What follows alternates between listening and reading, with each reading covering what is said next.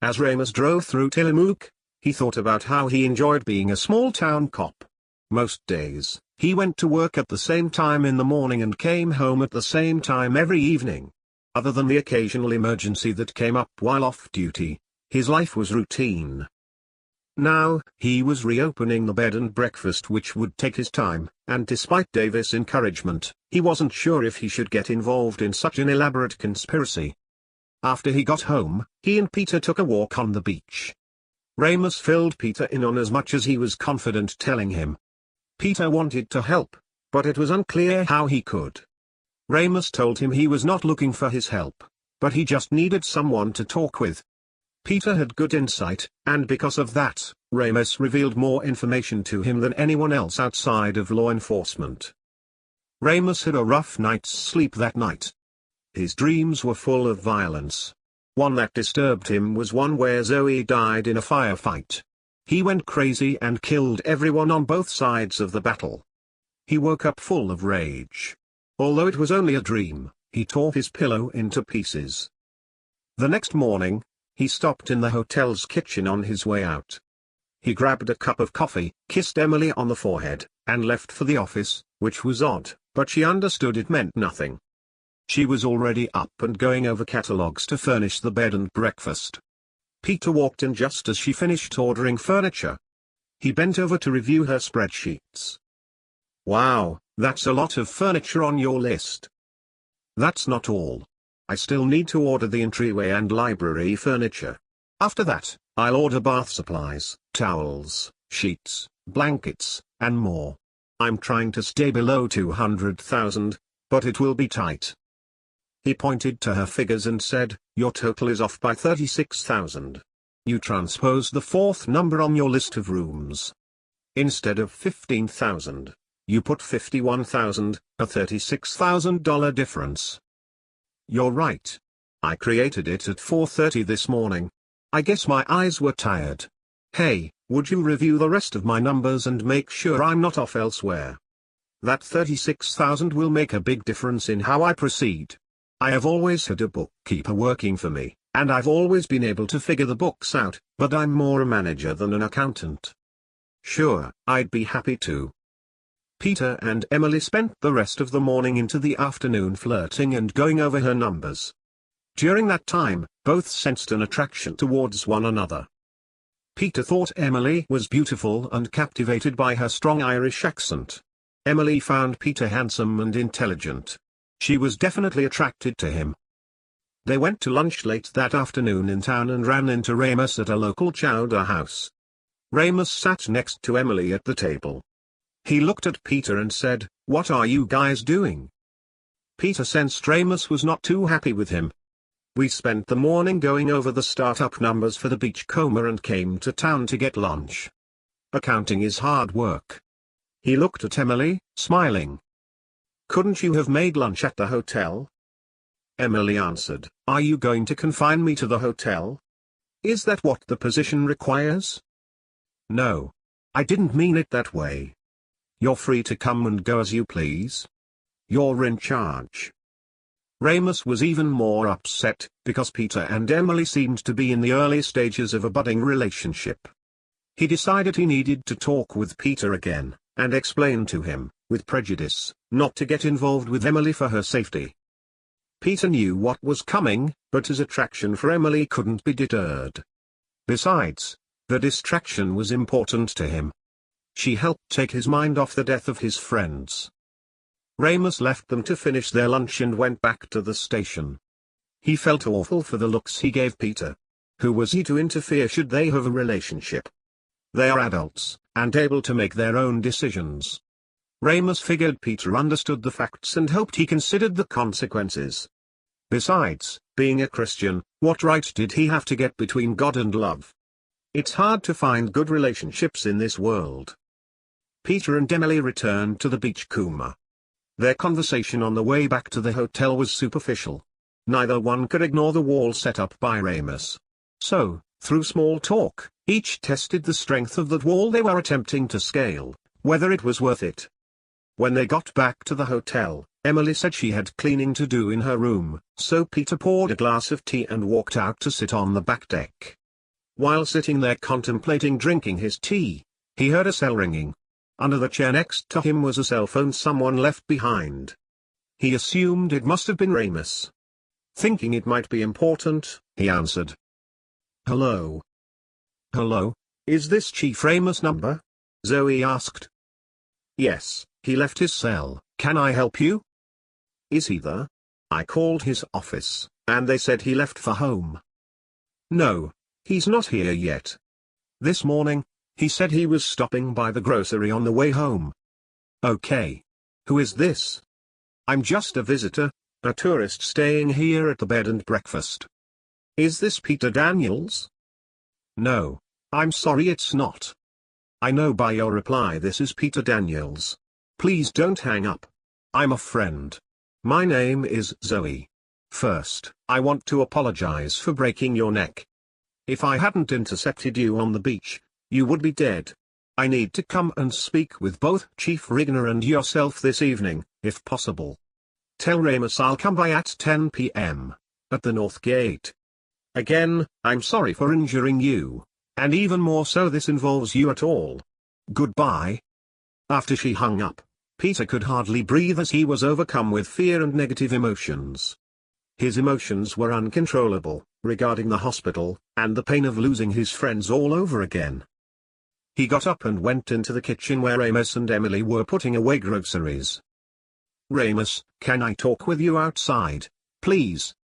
Once outside, he told Ramous about the call. Ramous forgot his cell phone on the deck. He carried two, one for work and one for personal use. It was his personal cell phone on which he received the call. It surprised Ramous that Zoe revealed herself to Peter. Even though he provided Peter with important information, he should have kept to himself. He did not fill him in on everything. Peter wasn't a proper authority, he should tell him everything. He wasn't sure why Zoe included him. If Zoe hadn't revealed herself to him, there'd be no way he would allow Peter to meet with her that evening. The call caused him more concern for Emily, so he had another conversation with Peter. "Peter, I'm not one to stand in the way of true love. God is the only one who has that right, but I want you to understand the danger you might put Emily in by getting involved with her." "Ramous, I'm aware and cautious.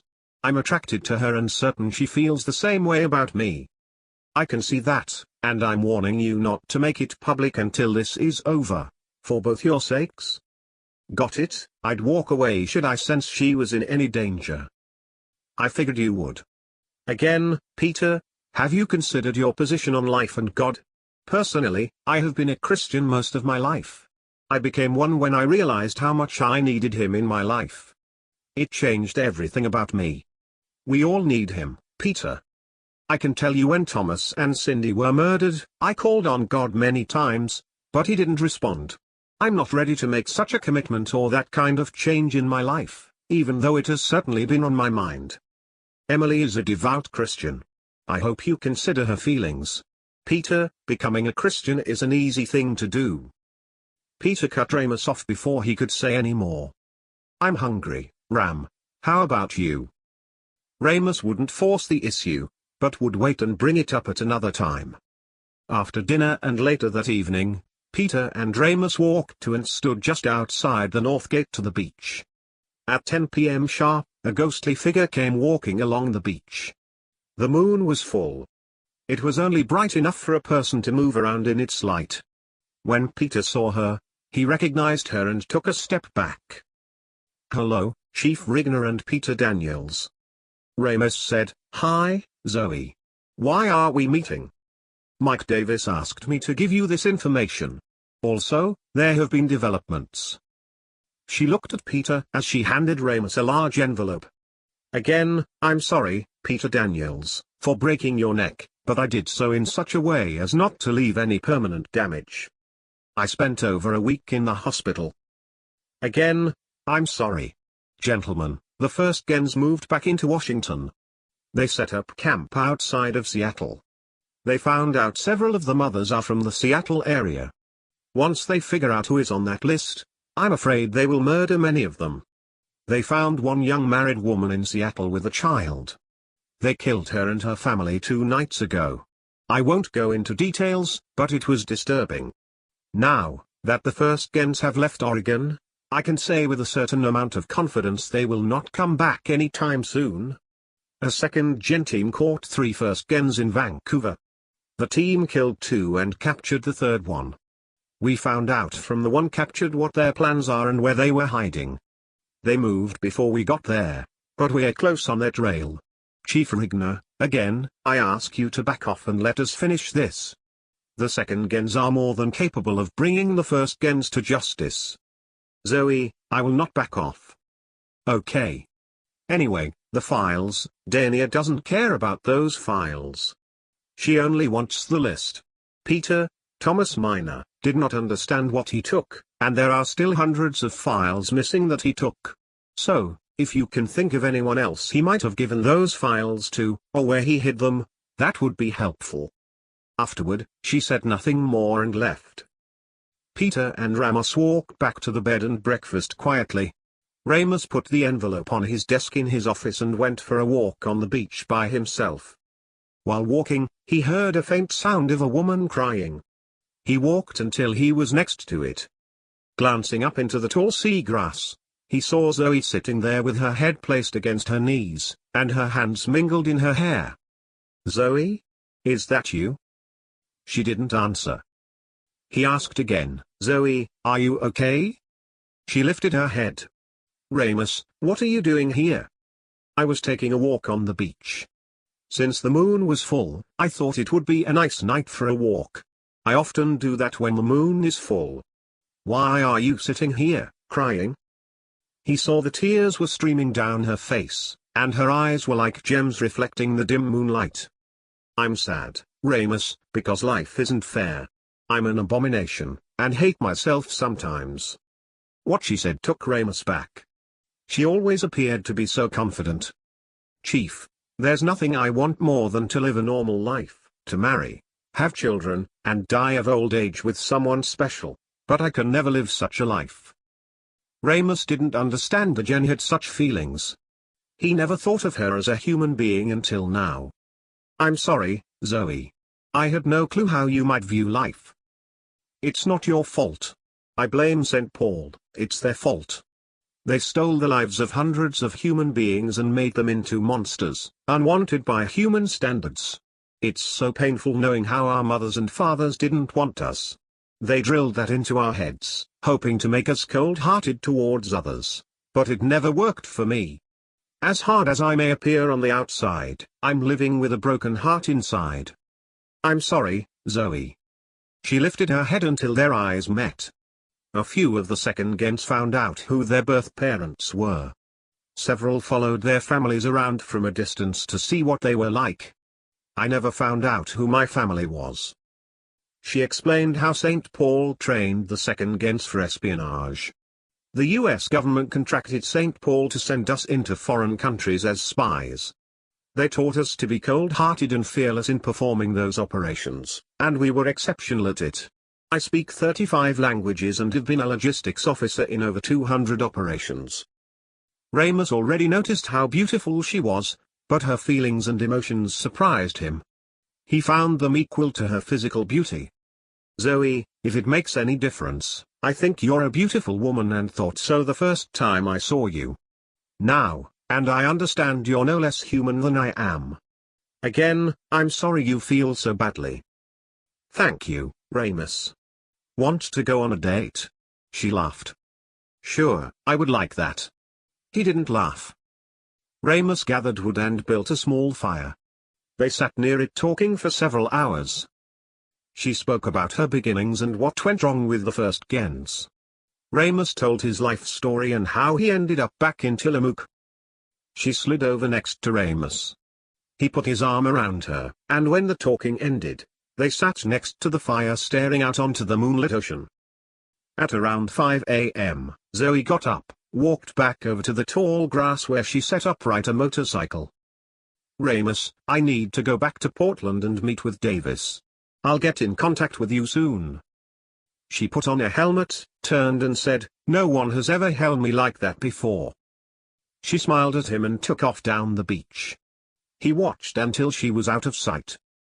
Ramous returned to the hotel and took a seat at the island in the kitchen for a morning cup of coffee. 5 minutes later Peter walked in and poured himself a cup and sat next to him. Peter said, "I know where the information is, the stuff Zoe was talking about." "Where?" "I had forgotten. Tom told me there were more files and said he would get them to me. I believe he sent them to my work. He has sent me packages there before." "I'm sure he did." "That's a problem. They think you're dead." "Well, that's a problem. It would have been nice to know I was dead before now." "I'm sorry, I forgot to mention it. You didn't try calling your office, did you?" "You said I couldn't, so no, I didn't call them." "What were they told?" "They were led to believe you disappeared under a sneaker wave and we haven't recovered you yet." "Oh, great. How am I going to go back to work when this is over?" "Let's cross that bridge when we get there, okay?" "That's easy for you to say. You've ruined my life." "Let's just be happy you aren't dead. Everything will work out. I promise. No one's had a funeral for you yet, so you're still just missing at this point. Who knows, we could find you hanging on to a piece of driftwood, somewhere close to Hawaii, Alaska, or maybe California. At some point we will find you somewhere. Thanks. What did I eat while I was floating on that piece of driftwood out in the ocean? Should we tell them I was hanging on to a picnic basket full of fried chicken and potato salad, and I put on 3 pounds while drifting? Don't worry. We'll come up with something. Okay, Chief. Peter took a long sip of his coffee, staring at Ramous the whole time. Then, Ramous said, "Give me the number to your office and I'll call now." Peter gave him the number, and the chief called into Peter's office. "Hello, Centennial School District. How can I direct your call?" "Hello, this is Chief Rignor from the Tillamook Police Department." Before he said anything else, the woman interrupted, "Did they find Peter?" "No ma'am, they didn't find him. I'm calling about another issue and hope you can direct me to the answer." "All right, what can I do for you, Chief Rignor?" "I'm looking for a package sent to Mr. Daniels, perhaps a month ago. Did you receive a package for him, or could you refer me to the person who collects your mail?" "Yes, I received a small box for Peter about a month ago, as you suggested. There was no return address, and the package is still in the back, in the file room." Peter interrupted, "Tell her to put the package in the vault. That would be the best place. Could you please secure the package until I can come and pick it up? Do you have a vault in your office?" "Yes, I can put it in the vault."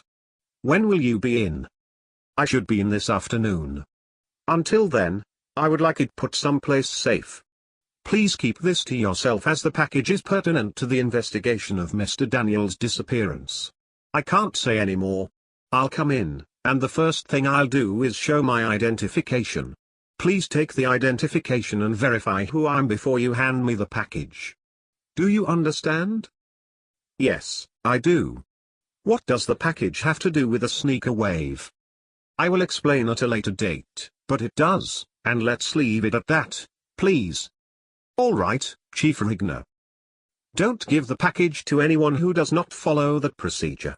If anyone asks for it without following the procedure, please tell them you're unaware of any such package. Can you do that?" "I will, Chief. Anything else?" "No. Thank you for your help. I'll see you this afternoon." "Goodbye, Miss Grace Holmes." "My name is Grace Holmes. I'll see you this afternoon, Chief Rignor."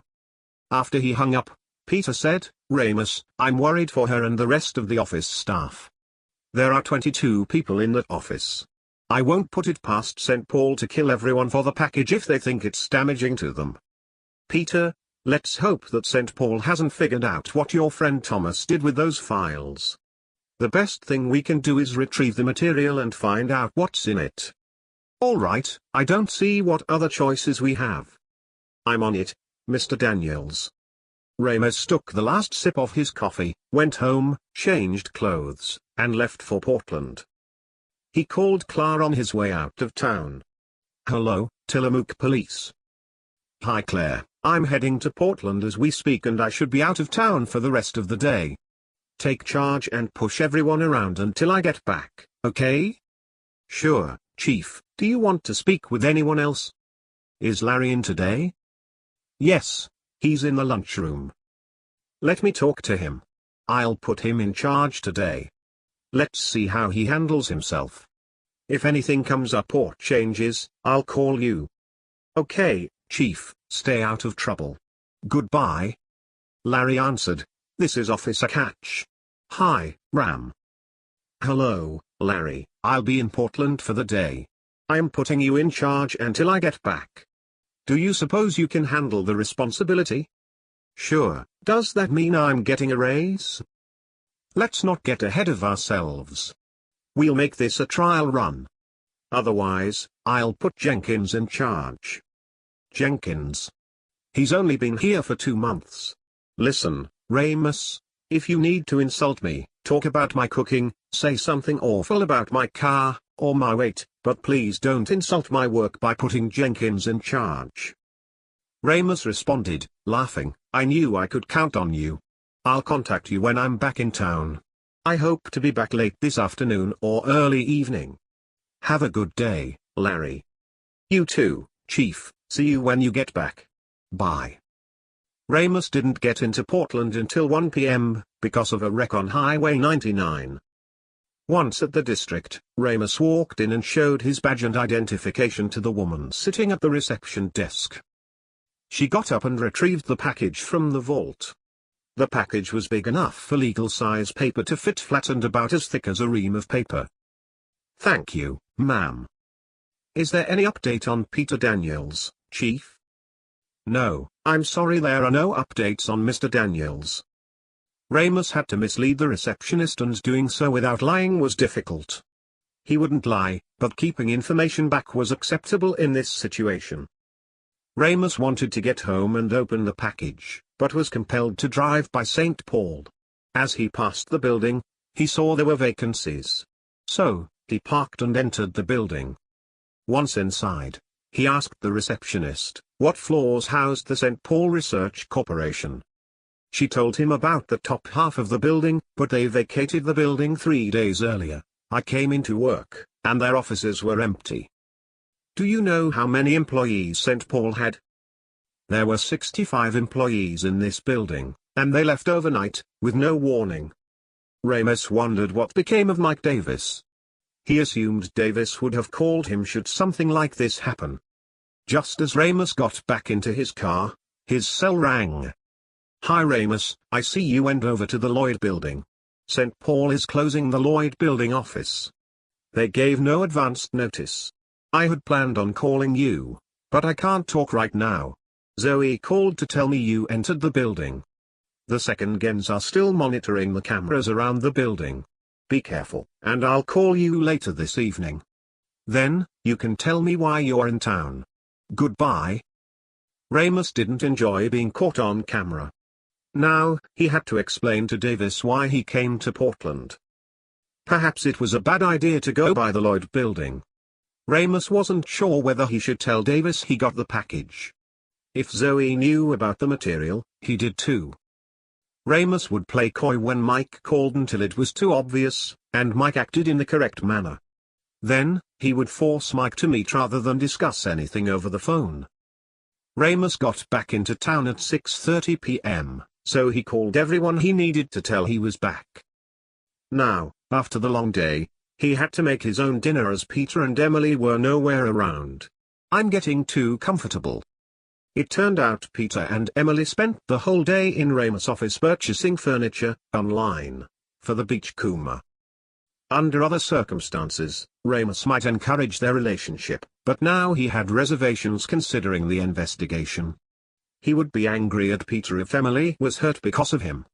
He wanted to tell Peter to consider Emily's safety and back off, but couldn't bring himself to do so.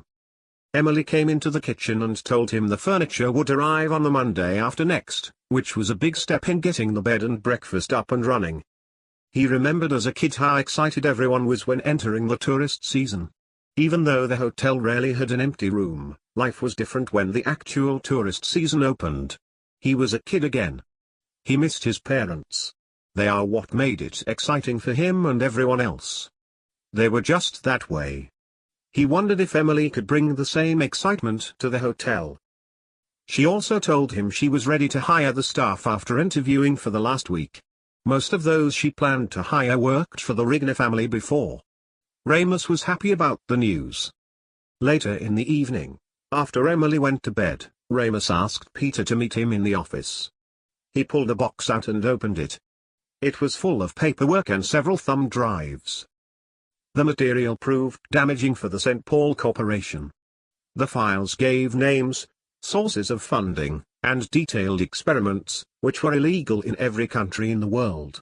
They included information about the Gens' work for the US government in espionage, and included several undercover acts, with names of foreign leaders, operatives, and marks.